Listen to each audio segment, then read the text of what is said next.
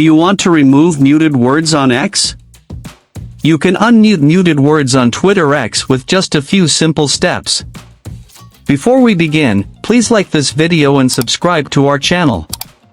I've also included some helpful tools and apps in the description, so be sure to check them out. To remove muted words on X. First, open the X app on your mobile device. Once you are on X, tap on your profile icon or picture located at the top left corner of the screen to open the side menu. From the menu, scroll down slightly and tap on Settings and Support. Now, from the expanded section, tap on Settings and Privacy. A new screen will open with multiple settings options. From here, find and tap on Privacy and Safety. Again, a new screen will appear with different privacy options. From here, tap on Mute and Block, which allows you to manage muted accounts and words. Now, tap on Muted Words to view the list of all words and phrases you have muted.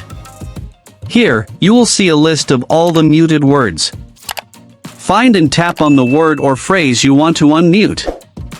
On the new screen, tap on the Delete Word option to remove the muted word. Finally, tap on Unmute from the pop-up. Once done, that word will no longer be muted, and posts containing it may start appearing in your timeline or notifications again.